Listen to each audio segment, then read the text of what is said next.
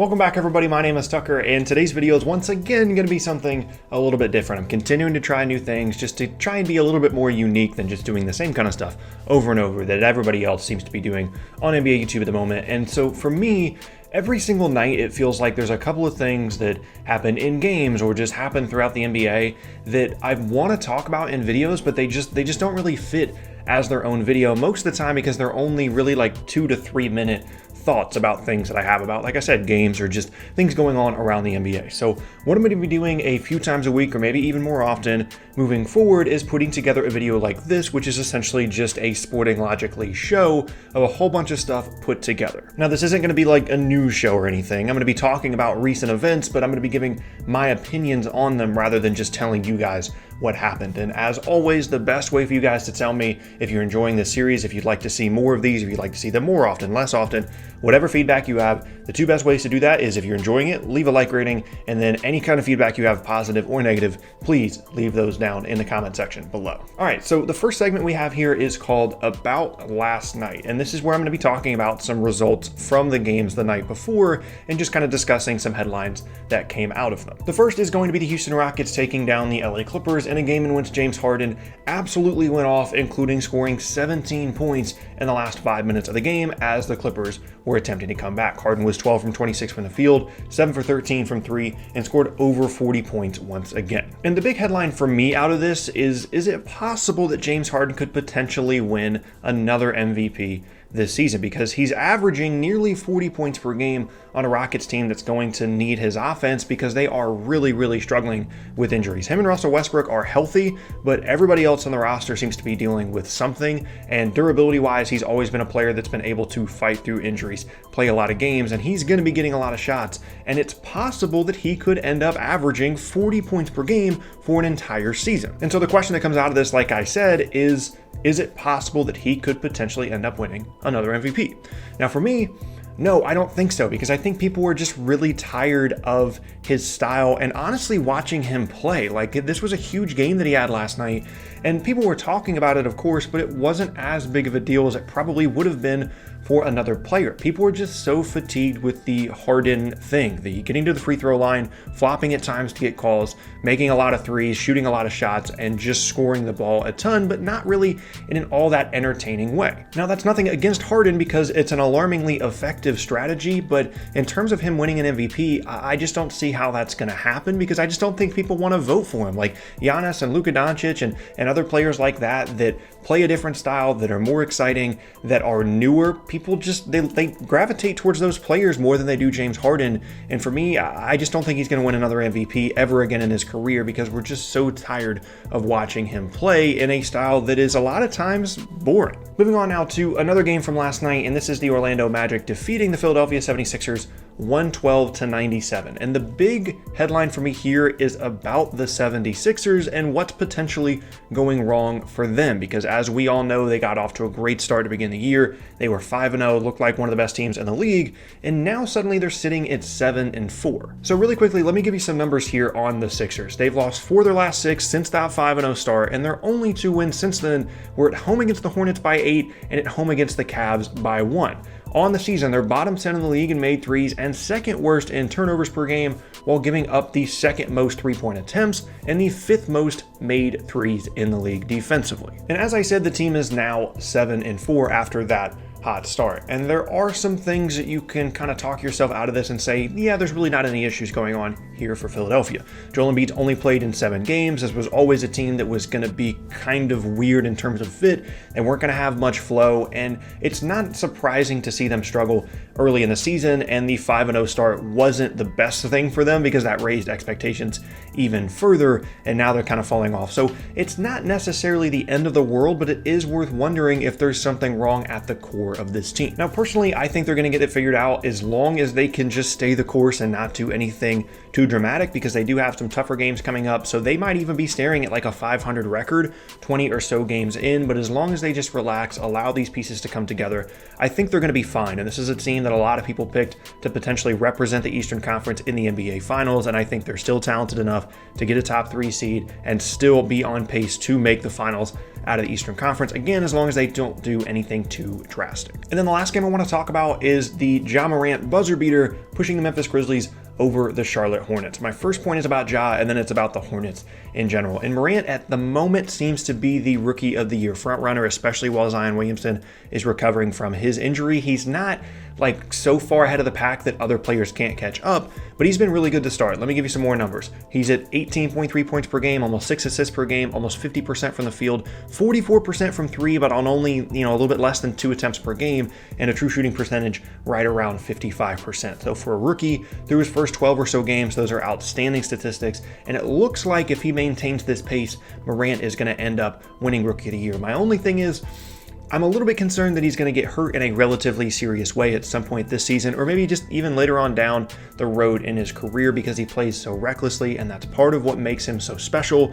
But I kind of wish he would just pump the brakes on that a little bit, just play with that aggressiveness, but maybe be a little bit smarter with his challenges at the rim, but still looks like he is the Rookie of the Year favorite at the moment. And that leads us into another conversation about the team that the Grizzlies beat last night, and that's the Charlotte Hornets. And the point is just that they're not nearly as bad as I thought they would be. Like, going into the season, I thought this was going to be one of the worst teams in the league, and potentially one of the worst teams that we've seen in a while, maybe winning only like 15 or so games. I mean, I wasn't a big believer in the Terry Rozier thing. They lost Kemba Walker, they lost Jeremy Lamb. They didn't really seem to have a ton of good pieces on the roster, but at the moment, they haven't been great. They haven't been a playoff caliber team or anything, but they haven't been truly awful. And for the Hornets, that's a pretty good sign for them so far this season. Once again, let me give you some numbers. This team shoots a ton of threes. They're 10th in the league in attempts, 8th in makes, and they have 5 different guys scoring in double figures in order: Devontae Graham, Terry Rozier, Tyler Zeller, Bridges, and then Washington as well. And PJ Washington is really one of the better bright spots, not only for the Hornets, but in this rookie class in general. He continues to look like a really good two-way player.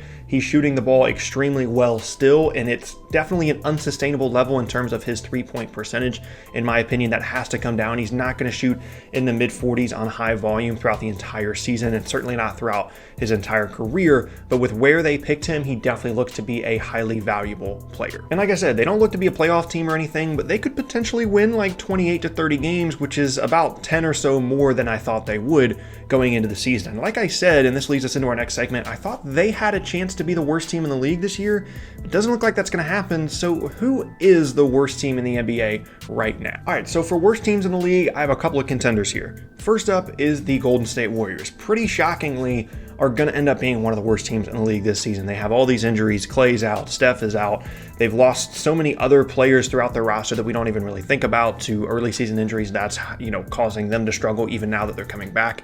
And it just doesn't look like it's going to be a good year for them at all. And this really tells you all you need to know. Like, without Klay and without Steph, their leading scorers right now are, like I said, Steph, who's out, D'Lo, who's averaging 25 points per game, and then it's Eric Pascal, Alec Burks, Glenn Robinson, and Damian Lee in order are their leading scorers so far this season. And pretty surprisingly, they've actually managed to, with that group that I just mentioned, with D'Lo and some other guys, and then Draymond Green, they've actually managed to put together a respectable offense to this point in the season at 18th in offensive rating throughout the entire league. But the problem is they cannot stop anybody, as they have the worst defensive rating in the entire NBA. And the problem for them is there's no help coming for this team, because all the guys that are healthy right now, those are the players that they're going to have on the roster. Steph's not going to come back and play. Klay is not going to come back and play.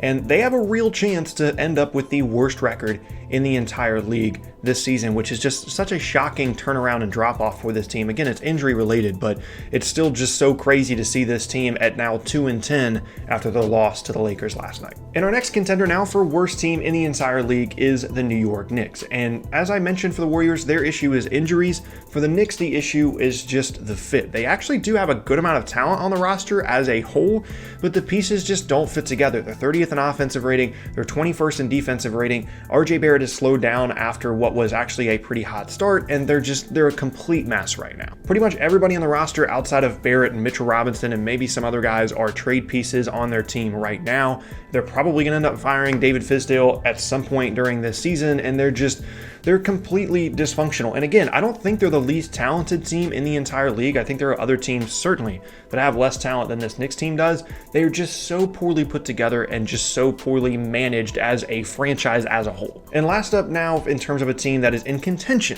for the worst team in the league, is the Washington Wizards. And for them, obviously Bradley Beal is great. Rui Hachimura looks legit, and I'm planning on making a video about him at some point because I think people are not noticing how well he's playing as a rookie, but they are just so bad defensively. They're 29th in the league in defensive rating, and even though they can score, they actually have the 5th best offensive rating in the entire league. They are so incredibly awful on defense. These are some point totals that the Wizards have already given up in separate games so far this season. They gave up 159 in that infamous game against the Rockets. They also gave up 140, 131, 124, and 121 in like 10 or 11 games so far this season. And half their games, they're giving up 120 or more points. Over half their games, they're giving up more than 120 points per game. And I would honestly probably say that they're an even worse defensive team than the Warriors, even though their defensive ratings are flipped in terms of second worst and worst. Now, in terms of who I would pick as the worst team in the league right now, we'll probably end up with the worst record by the end of the year.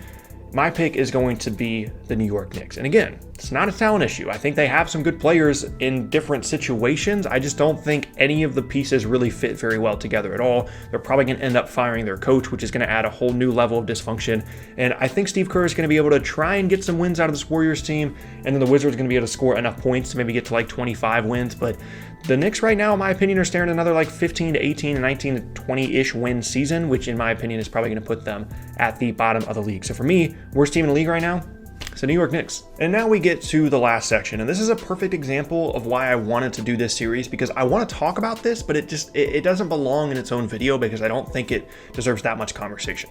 So essentially, there was a report yesterday that came out that the Orlando Magic were interested in trading for DeMar Derosan, and that came from an article written by Kevin O'Connor on The Ringer that was mostly about the San Antonio Spurs, and then he mentioned later on that because of some of the struggles that they're having and the situation that they're in with DeRozan in terms of his contract, they could potentially look to move him, and he mentioned the Magic as a potential suitor, which is where the headline of the report came from. And the biggest thing that I got from the entire article in terms of the specifically DeRozan Rumors section, which was a really small part of it, by the way, is O'Connor said, and I quote, "It would surprise none of the front office executives that I've spoke with if the Spurs did move DeRozan," end quote. And that is really significant to me because it doesn't really just seem like a rumor that he's like cooking up, not that he would do that, but just in general, a lot of times you can see NBA trade rumors and it's more like, we really want this guy to get traded, but it's not actually like any reporting or journalism involved. But it seems like other executives around the league are like, yeah, I mean, the Spurs seem ready to move on from DeRozan. They've got other young guards that they want to play, and this could be a real legitimate thing.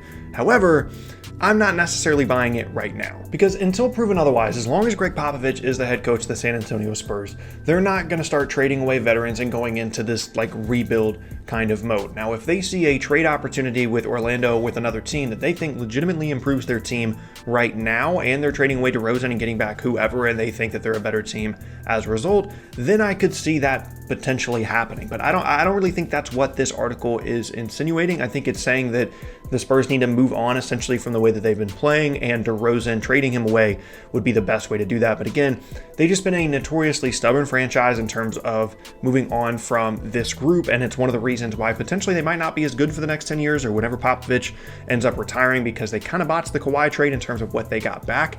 So I'm not 100% buying into this at the moment. Now, I'm not going to lie, it would be kind of nice if it ended up being true, because the trade rumor front has been really quiet to begin this season. There hasn't been a lot of conversation about it, because the big one coming into this year was Bradley Beal. That ended up not being a thing because he signed an extension and he can't be traded this year as a part of his new contract. So it would certainly be nice, and I really want to buy into the DeRozan stuff to the Magic, but I'm not quite there right now. But there you have it. That is going to be the end of the very first SL show. And like I said in the very beginning, guys, like, please, any kind of feedback is appreciated. This is something that I want to continue to do. I want to do it right. And all the feedback you guys continue to give me on every video, specifically things like these when I'm doing new things, is extremely helpful. So thank you guys so much for watching. Once again, my name is Sucker. If you missed any of my previous videos, then be sure to check out the boxes on screen. Thanks again, and I'll see you all next time.